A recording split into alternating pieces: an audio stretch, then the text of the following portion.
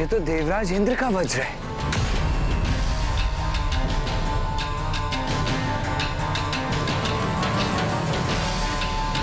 यदि ये वज्र यहाँ है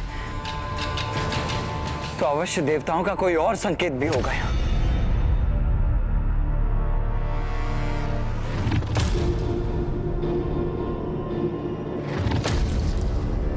ये चित्र तो वन में स्थित एक ग्राम का है, तो फिर इसमें पद चिन्ह क्यों है? जैसे उस स्थान पर कोई बार बार उछल रहा था। नहीं, मेरी कल्पना की उड़ान मात्र है ये।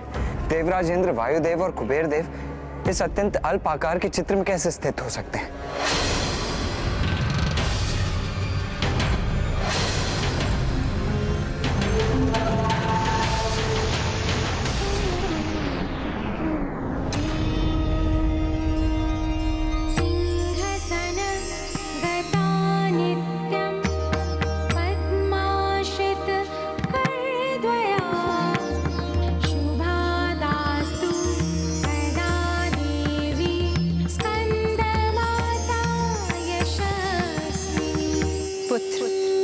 बुद्धि को सीमित करना सफलता के मार्ग को बाधित करने के समान है। तुम्हारे मन में ये विचार क्यों उत्पन्न हुआ कि इस लघु आकार के चित्र में देवराज इंद्र, वायुदेव और कुबेर जी समाहित नहीं हो सकते?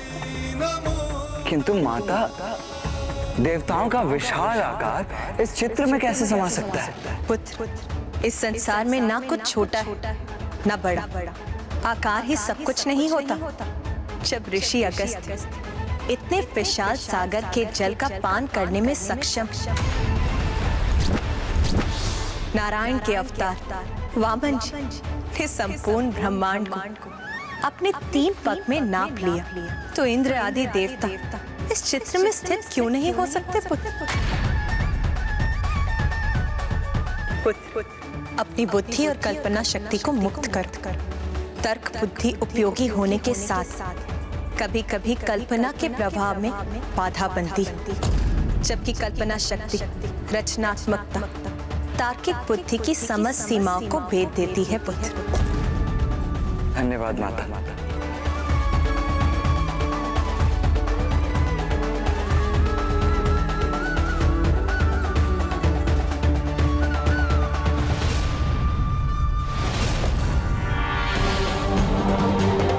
माता का संकेत स्पष्ट है।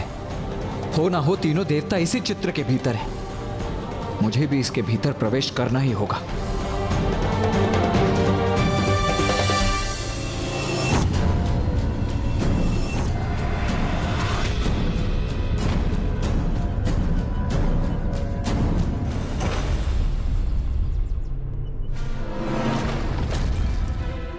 अवश्य ये पद चिन्ह मुझे वहां पहुंचाएंगे जहां तीनों देवता स्थित हैं।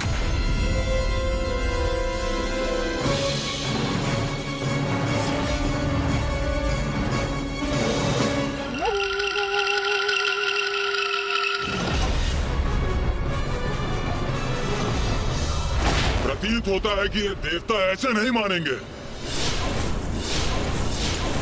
महाराज तारकासुर इस चित्र के स्वामी हैं, इसीलिए यदि कोई और इसमें प्रवेश करेगा तो दंड स्वरूप वो हमारा आहार बनता है।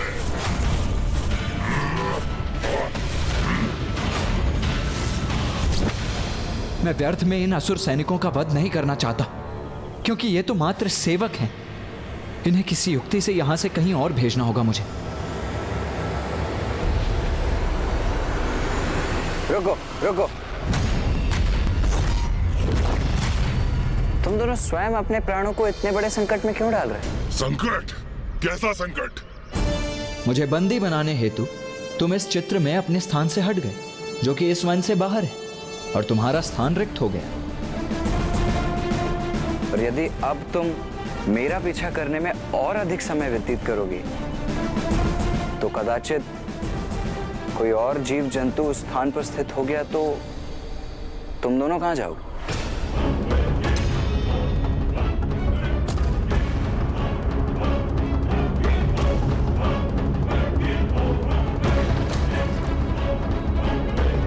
देखो, मैं, इंद्रदेव, वायुदेव और कुबेर देव तो इस चित्र के भागी नहीं है, किंतु हमें पकड़ने की लालसा में तुम्हें अत्यंत भीषण परिणाम का सामना करना पड़ सकता है, और जिसकी कल्पना मात्र से मेरे मन में तुम्हारे लिए दया उत्पन्न हो रही है। उचित ही कह रही है। ये तो मायाविनी असुरा का स्थान है, वो तो इसे अपना ग्रास बना ही लेगी, किंतु ये भी हमसे छीन लिया तो फिर कहाँ जाएंगे हम?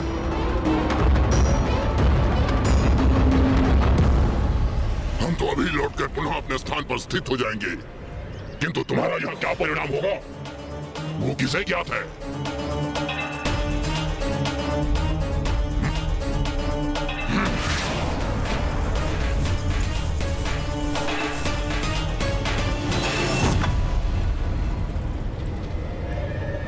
इनके साथ तो अधिक समय व्यर्थ नहीं गंवाना पड़ा मुझे, किंतु अब मुझे देवताओं को ढूंढना चाहिए।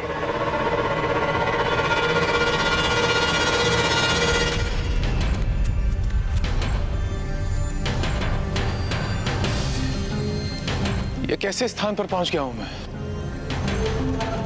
अब ये भी ज्ञात नहीं कि देवराज इंद्र और कुबेर जी कहां होंगे।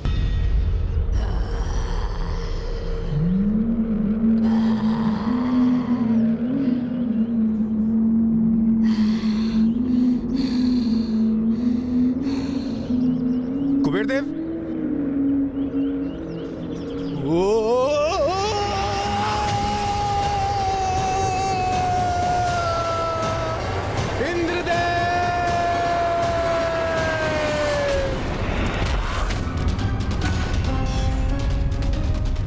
ये तो वायुदेव का स्वर है।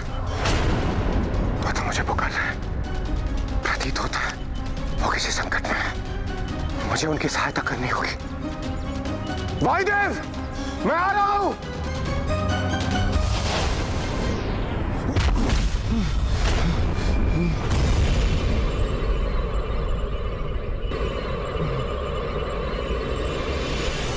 देवराज, कुबेर देव, आप हैं यहाँ?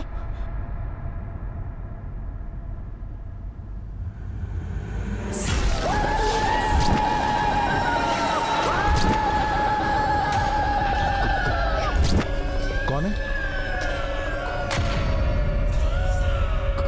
कौन है आप? अरे भयभीत क्यों हो गए पुत्र? तुम उस भरे पूरे शरीर वाले देवता को ही ढूंढ रहे हो ना? हाँ, वो कुबेर जी हैं। क्या आपने देखा उन्हें? देखा ही नहीं, मैंने तो यहाँ से बाहर जाने में सहायता भी की है उनकी। क्या? तो कुबेर जी इस मायाजाल से बाहर निकल गए? तो कृपा कर आप मुझे इस मायाजाल से बाहर जाने का मार्ग दिखा सकती हैं? हाँ हाँ पुत्र, अवश्य दिखा दूंगी, किंतु उसके लिए तुम्हें भी उस देवता के समान मेरे एक प्रश्न का उत्तर देना होगा। वायुदेव कहाँ हैं आप? वायुदेव! मैं सत्य कहूं तो अभी किसी भी प्रश्न का उत्तर देने की अवस्था में नहीं हूं। अच्छा अच्छा, आओ मेरे साथ। अरे संभालिए अपने आप को।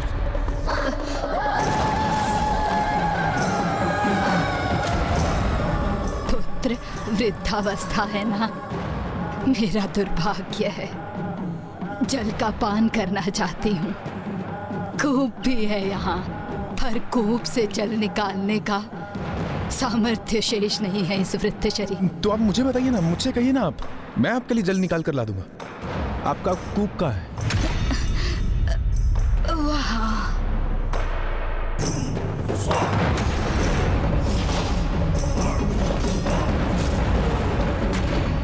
ये कूप यहाँ था तो मुझे दिखाई क्यों नहीं दिया? नहीं दिखाई दिया होगा। मेरा मन इतना विचलित जो था। अब तो इससे जल निकालना चाहिए मुझे, तभी ये वृद्धा मुझे यहाँ से बाहर जाने का मार्ग बता सकेगी।